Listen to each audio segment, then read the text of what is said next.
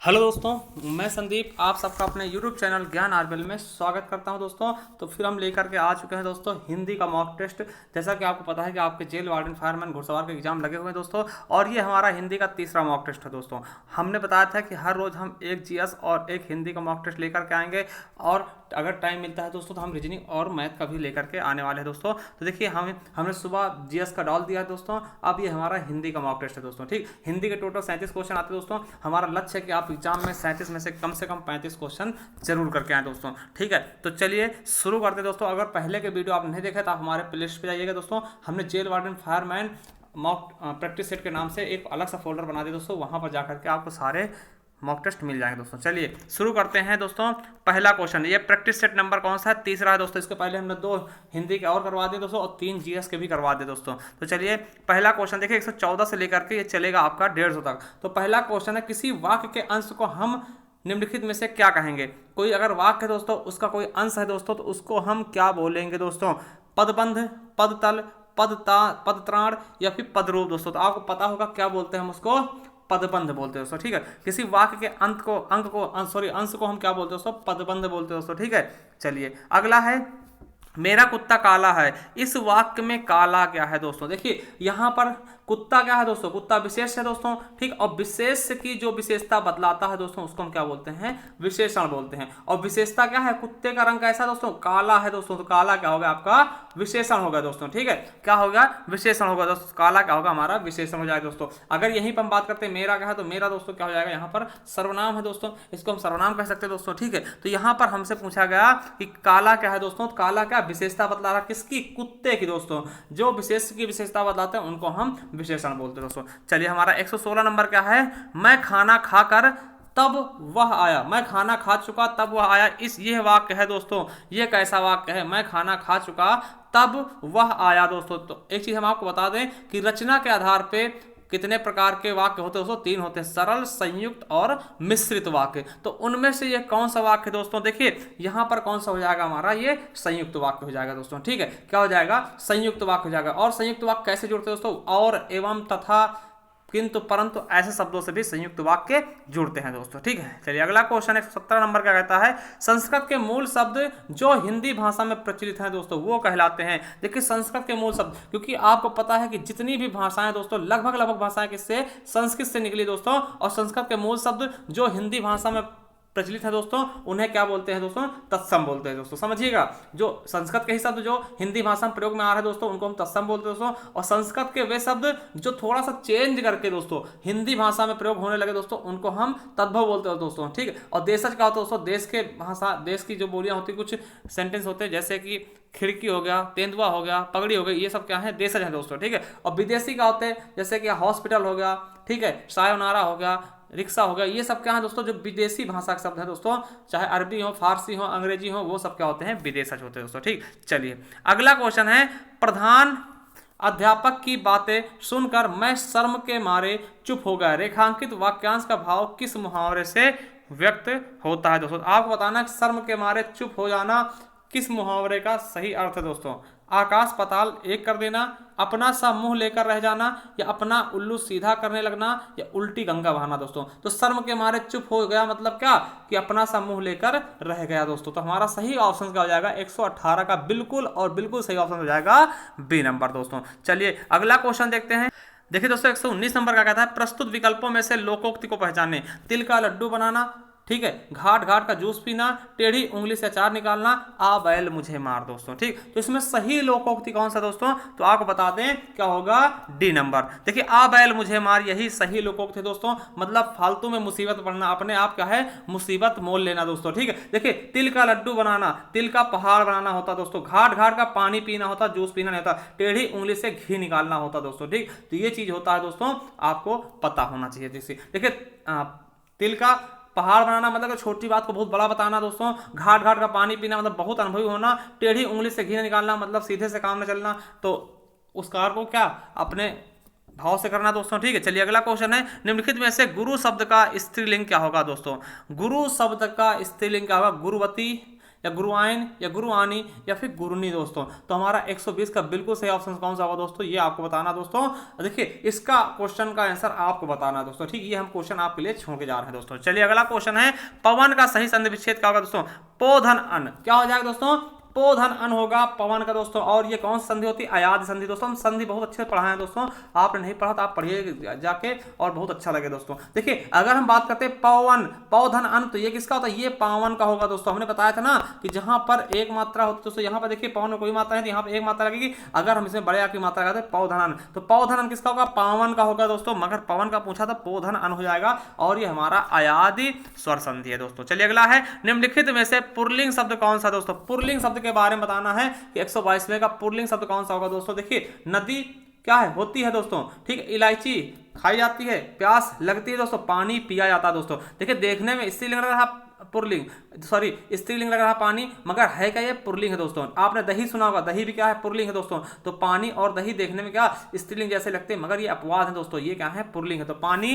पिया जाता है, ना कि पी जाती है दोस्तों, ठीक है। अगला है आहा। आप आ गए, इसमें आहा शब्द क्या है दोस्तों, आहा क्या है दोस्तों, विस्मयादि बोधक। अब देखिए इसमें कोई भी ऑप्शन विस्मयादि बोधक मिल नहीं रहा, मगर आपको पता है कि विस्मयादि बोधक किसका, अव्यय का भेद होता है। जैसे कि अव्यय कितने भेद होते हैं, 4 होते हैं मुख्यतः दोस्तों, क्रिया विशेषण, संबंध बोधक, समुच्चय बोधक और विस्मयादि बोधक। तो इसी का हमारा सही ऑप्शन क्या कर देंगे हम, सी नंबर बिल्कुल सही कर देंगे दोस्तों, ठीक। चलिए अगला क्वेश्चन है, इंद्रियों को जीतने वाले के लिए एक शब्द। जो इंद्रियों को ही जीत ले दोस्तों, इसको क्या बोलेंगे, उसके लिए केवल और केवल एक शब्द क्या होगा दोस्तों, दूरदर्शी, कुशाग्र बुद्धि, दत्तचित्त या फिर जितेंद्रिय। तो क्या हो जाएगा, जितेंद्रिय, यानी इंद्रियों को जीतने वाला दोस्तों, ठीक है। चलिए अगला क्वेश्चन है दोस्तों, 125 नंबर क्या कहता है, उन्मूलन का विलोम क्या होगा दोस्तों। इंपॉर्टेंट है, याद रखेंगे, उन्मूलन का विलोम क्या होगा दोस्तों। तो उन्मूलन में क्या होता है दोस्तों, उत्थान, उत्कर्ष, अवनति या फिर रोपण। तो क्या हो जाएगा दोस्तों, रोपण हो जाएगा। उन्मूलन का क्या होता है, रोपण। उन्नति का अवनति होगा दोस्तों, उत्कर्ष का अपकर्ष होगा दोस्तों, ठीक है।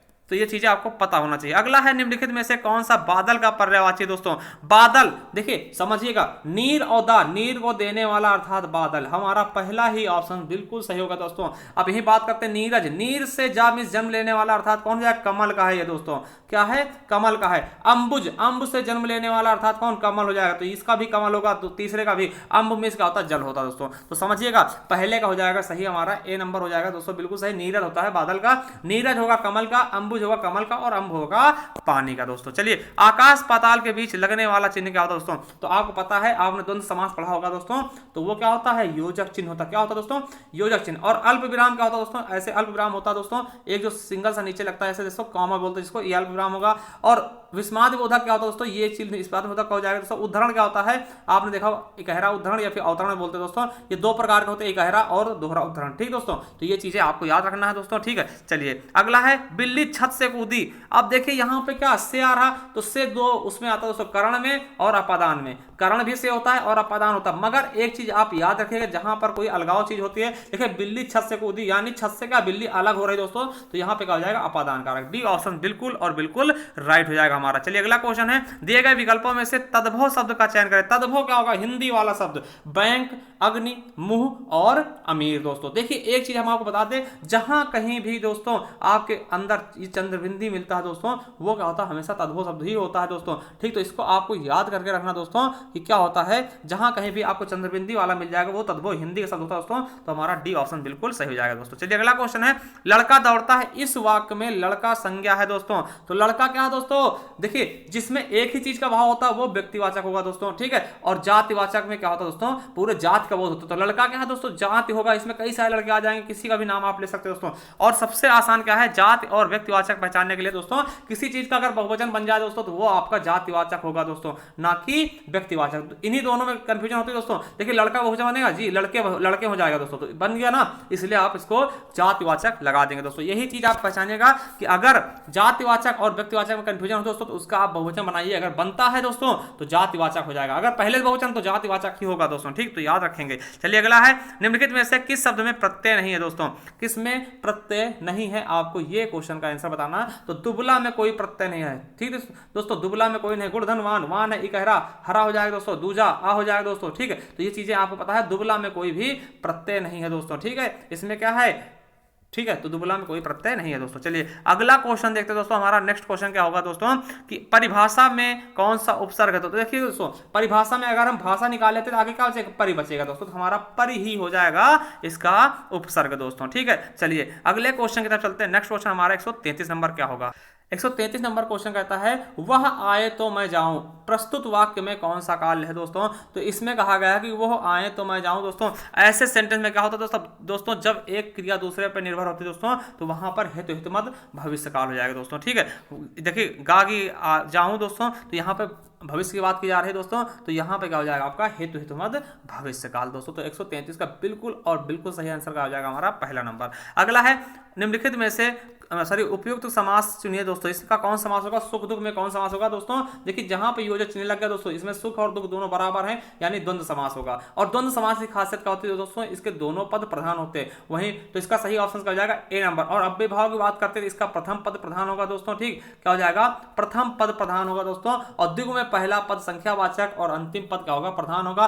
कर्मधारय में क्या होता है, विशेषण विशेष का संबंध होता है दोस्तों। ठीक, अगला है रौद्र रस का स्थायी भाव क्या होता है दोस्तों। रौद्र मतलब क्या, गुस्सा, और गुस्सा क्या बोलते हैं क्रोध। तो हमारा रौद्र का स्थायी भाव क्या हो जाएगा, क्रोध। देखिए उत्साह नहीं उत्साह होता दोस्तों। उत्साह किसका होता है, वीर रस का उत्साह हो जाएगा दोस्तों। भय किसका, भयानक का भय होता है दोस्तों। ठीक, और आश्चर्य का क्या होता है, विस्मय दोस्तों। ठीक, तो ये चीजें आपको याद कर लेना दोस्तों। चलिए अगला है किस छंद का प्रथम व अंतिम शब्द एक ही होता है दोस्तों। देखिए समझिए, कुंडलियां होता दोस्तों, कुंडलियां जो कि दोहा और रोला से मिलकर बनती। कुंडलियां किससे मिलकर बनती, दोहा और रोला से मिलकर बनती दोस्तों। और कुंडलियां जिस शब्द से शुरू होगा दोस्तों, उसी शब्द से इसका अंत होता दोस्तों। ठीक है, अगर मान लिया हम जैसे कोई चौपाई शुरू करते हैं दोस्तों, सॉरी अगर कोई हम छंद शुरू करते हैं दोस्तों, अगर मान लिया किसी छंद की शुरुआत होती है जय हनुमान ज्ञान गुसागर, मान लिया हम जय से शुरू करते हैं, तो लास्ट में भी जब अंतिम शब्द आएगा वो भी जय होना चाहिए। तो ऐसे पहचान लीजिएगा, जिससे शुरू होगा उससे खत्म होगा, वो किस में होता है, तो कुंडलियां में होता है ऐसा दोस्तों। ठीक है, और देखिए रोला की बात करते हैं दोस्तों, तो रोला समझते हैं आप लोग, दोहा रोला जानते होंगे दोस्तों। ठीक, और सोरठा क्या होता है दोस्तों, दोहा का उल्टा होता है दोस्तों। ठीक, चलिए अगला क्वेश्चन है काली घटा का घमंड घटा, इसमें कौन सा अलंकार होगा दोस्तों। यहाँ पे घटा शब्द दो बार आया दोस्तों। एक घटा का अर्थ है बादल, एक घटा क्या अर्थ है दोस्तों, बादल, और एक घटा का अर्थ है कम होना दोस्तों। ठीक, तो यहाँ पे कौन सा अलंकार हो जाएगा दोस्तों, आपका यमक अलंकार हो जाएगा। जहां पर एक ही शब्द एक से अधिक बार आते हैं दोस्तों और उनके अर्थ भी अलग अलग हो, वहां पर क्या हो जाता है दोस्तों, यमक अलंकार हो जाता है। चलिए अगला क्वेश्चन है पाठक शब्द का बहुवचन क्या होगा दोस्तों। पाठक का बहुवचन क्या होगा दोस्तों, ये बहुत अच्छा क्वेश्चन आ चुका है दोस्तों। तो पाठक का बहुवचन आपको बताना, तो पाठक क्या हो जाएगा, पाठकगण। जिसका श्रोता का श्रोतागण दोस्तों। देखिए बहुवचन बनाने के लिए हम कहीं गण जोड़ते हैं, कहीं लोग जोड़ते हैं, कहीं जन जोड़ते हैं, कहीं वर्ण जोड़ते हैं, कहीं समूह जोड़ते हैं, कहीं पर जाति जोड़ देते हैं, वर्ग जोड़ देते हैं। जैसे वर्ग किसमें होता है, जैसे दलित है, दलित का बहुवचन का होगा दोस्तों, तो दलित वर्ग कर देते हैं दोस्तों। ठीक, तो ये चीजें आपको समझना पड़ेगा दोस्तों। ठीक, चलिए अगला है शुद्ध वाक्य का चयन करें। शुद्ध वाक्य कौन सा दोस्तों, 139 नंबर में ये आपको बताना है। माता पिता की शुश्रूषा करनी चाहिए दोस्तों। ये देखिए यही गलत दिखा दोस्तों। तूफान आने का संदेह है दोस्तों, संदेह नहीं होता दोस्तों, आशंका हो सकती है दोस्तों। ठीक है, तो ये भी क्या है दोस्तों, अलग गलत है दोस्तों। ठीक, अनेक निरपराध दंड के भागी हुए दोस्तों। अगला है इसमें एकमात्र दो कारण होते हैं। देखिए एकमात्र साथ में फिर अकेला ही है, मतलब फिर दो कारण कैसे होंगे, ये भी गलत है। तो हमारा सी नंबर बिल्कुल और बिल्कुल सही हो जाएगा दोस्तों। वलय शब्द का अर्थ निहित है दोस्तों। वलय शब्द का अर्थ क्या होता है दोस्तों, वलय मतलब क्या होता है, गोलाकार दोस्तों। ठीक, क्या होता है, गोलाकार घेरा, आपको पता होगा दोस्तों। तो क्या हो जाएगा, वलय मतलब रिंग जैसा होता है, तो वलयकार क्या होता है, गोलाकार घेरा दोस्तों। अगला है निम्नलिखित में से कौन सा व्यंजन अल्पप्राण है। अल्पप्राण महाप्राण दोस्तों, पहले अक्षर क्या होते हैं दोस्तों, अल्पप्राण होते हैं दोस्तों। तो हमारा सही ऑप्शन कौन सा जाएगा, 141 का बिल्कुल सही का हो जाएगा चा दोस्तों। फिर अल्पप्राण, फिर महाप्राण, फिर अल्पप्राण, फिर महाप्राण दोस्तों। ठीक है, देखिए अब 142 से लेकर 146 तक आपको ये गद्यांश पढ़ना दोस्तों। इसके संबंध में आंसर देना दोस्तों। तो इसको पढ़िएगा आप, या फिर स्क्रीनशॉट लेकर के आप इसको आराम से देख सकते हो दोस्तों। हम सीधा इसके क्वेश्चन करने की तरफ चलेंगे दोस्तों। इसको हमारा आराम से दिखा रहे हैं दोस्तों, इसको आप देखिए, फिर इसके बाद इसके हम क्वेश्चन करेंगे दोस्तों। ठीक है, तो देखिए दोस्तों ये आपका पूरा पैराग्राफ खुल गया दोस्तों। क्योंकि अगर हम पढ़ने लगेंगे दोस्तों तो बहुत समय इसका बर्बाद हो जाएगा, बहुत लंबी वीडियो खिंच जाएगी दोस्तों, जो कि आपके लिए भी अच्छा नहीं होगा दोस्तों। तो पहला क्वेश्चन देखते हैं 142 का क्या है, चरित्र निर्माण की परम आवश्यकता है दोस्तों किसके लिए, समाजोपयोगी कार्यों के लिए, या राष्ट्र के सर्वांगीण विकास के लिए, या राष्ट्र की योजनाओं के संचालन के लिए, या मानव मात्र के कल्याण के लिए दोस्तों। तो इसका सही ऑप्शन हो जाएगा हमारा 142 का बिल्कुल सही हो जाएगा, राष्ट्र के सर्वांगीण विकास के लिए दोस्तों। ये चीज आपको इस पैराग्राफ से देख कर करनी है दोस्तों। ठीक है, चलिए अगला क्वेश्चन है भारतीयता के प्रतिहीन भावना का कारण क्या है दोस्तों। पुरातन संस्कृतिमय जीवन, या फिर लॉर्ड मैकाले की शिक्षा पद्धति, या प्राचीन गुरुकुल की शिक्षा पद्धति, या वर्तमान वैज्ञानिक शिक्षा पद्धति। दोस्तों तो बिल्कुल सही ऑप्शन का हो जाएगा हमारा 143 का बी नंबर, लॉर्ड मैकाले की शिक्षा पद्धति। आपको पता है लॉर्ड मैकाले ने क्या इंग्लिश शिक्षा मतलब अंग्रेजी शिक्षा का प्रचलन भारत में किया था दोस्तों। ठीक, चलिए अगला है, अप्रगतिशील रूप से मजाक उड़ाया जाता है जो पाश्चात्य संस्कृति को हृदय से अपनाता है, ये सत्संग में अधिक समय नहीं बिताता है दोस्तों, या फिर धार्मिक वातावरण में जीवन बिताता है दोस्तों, या फिर भारतीय संस्कृति में जीवन बिताता है दोस्तों। 144 का बिल्कुल और बिल्कुल सही ऑप्शन कौन सा हो जाएगा हमारा डी नंबर, कौन सा, भारतीय संस्कृति में जीवन बिताता है दोस्तों। उसका क्या होता है, उपहास उड़ाया जाता है, मजाक उड़ाया जाता है दोस्तों। ठीक, आपको पता भी होगा दोस्तों। ठीक, 145 नंबर क्या है, उन्नत राष्ट्र के लिए विकास का प्रथम सोपान है दोस्तों। ये क्या है दोस्तों, इसका सही ऑप्शन कौन सा, भ्रष्टाचार के प्रति निषेधात्मक वातावरण, या फिर जनता में सांप्रदायिक सद्भाव, या राजनीति के कुशल दांवपेच, या फिर चरित्र निर्माण के लिए शैक्षिक वातावरण दोस्तों। तो 145 का बिल्कुल सही ऑप्शन क्या हो जाएगा हमारा ए नंबर, भ्रष्टाचार के प्रति निषेधात्मक वातावरण दोस्तों। अगला है, जनतंत्र के लिए लाभकारी हो सकते हैं दोस्तों। क्या हो सकते हैं दोस्तों लाभकारी जनतंत्र के लिए दोस्तों, तो हमारा सही ऑप्शन क्या हो जाएगा सी नंबर, उत्तम चरित्रवान व्यक्ति दोस्तों, वो जनतंत्र के लिए लाभकारी हो सकते हैं दोस्तों। अगला देखिए, बहुत ही अच्छा क्वेश्चन दोस्तों, बहुत ही अच्छा क्वेश्चन, और ये आपके वीर रस का बहुत ही जीता जागता उदाहरण दोस्तों। बुंदेले हर बोलो के मुंह, हमने सुनी कहानी थी, खूब लड़ी मर्दानी, वह तो झांसी वाली रानी थी दोस्तों।